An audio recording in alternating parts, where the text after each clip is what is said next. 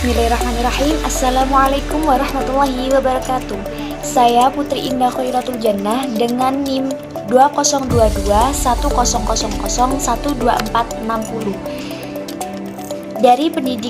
dari program studi pendidikan agama Islam Institut Agama Islam Syarifuddin Wonorejo Lumajang, kelas 3D. Oke, dalam kesempatan kali ini saya akan sedikit membahas tentang teori belajar behaviorisme dan konstruktivisme. Pembahasan kita pertama yaitu pengertian teori belajar behaviorisme menurut para tokoh. Nah, tokoh yang akan kita bahas di sini ada 3 tokoh, yaitu yang pertama John Brodus Watson, yang kedua Nahar, dan yang ketiga Ivan Pavlov. Pengertian yang pertama yaitu dari John Brodus Watson. Menurutnya, belajar adalah proses interaksi antara stimulus dan respon.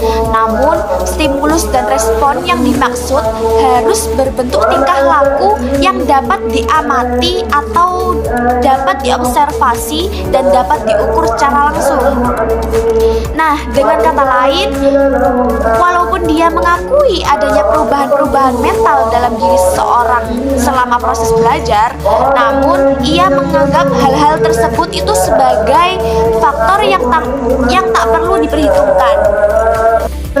Pengertian selanjutnya yaitu menurut Nahar.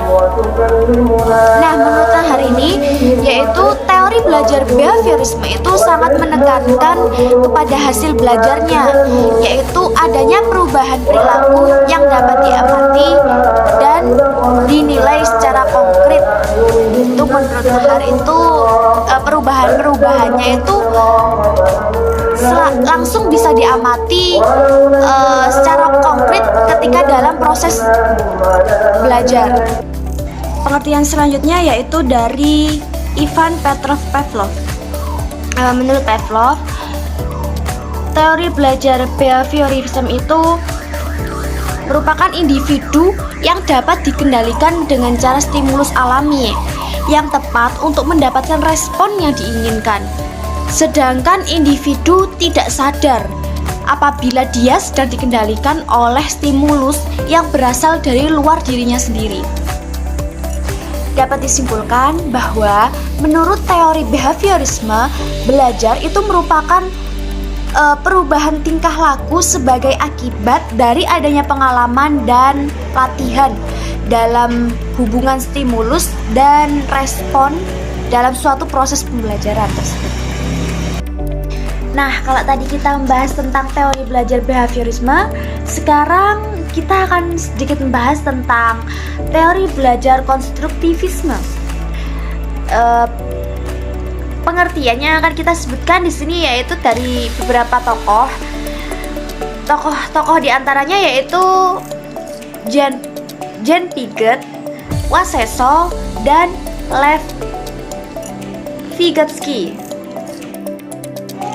Pengertian konstruktivisme yang pertama yaitu dari Jean Piaget.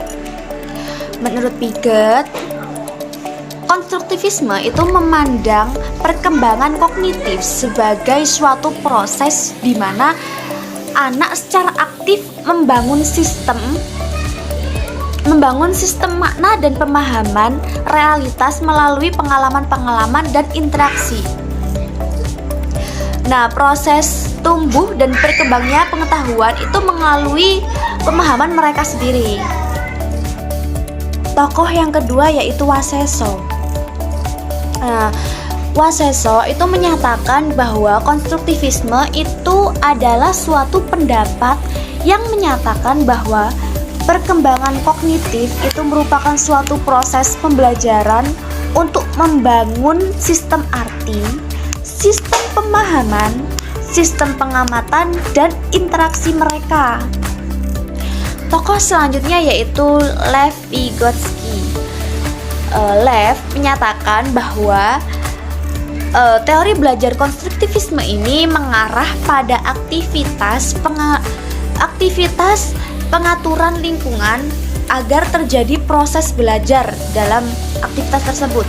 Nah, aktivitas tersebut yaitu interaksi antara pembelajar dengan lingkungan belajarnya. Nah, dari keterangan yang sudah saya sampaikan tadi, dapat disimpulkan bahwa teori belajar konstruktivisme ini merupakan suatu pendekatan yang menunjukkan bahwa pembelajaran itu akan dapat lebih efektif dan akan dapat lebih bermakna ketika siswa mampu berinteraksi dengan lingkungannya, berinteraksi dengan masalah dan konsep yang akan dihadapi. Nah, demikianlah materi yang dapat saya sampaikan, yaitu mengenai teori belajar behaviorisme dan konstruktivisme. Kurang lebihnya saya mohon maaf. Akhiran, wassalamualaikum warahmatullahi wabarakatuh.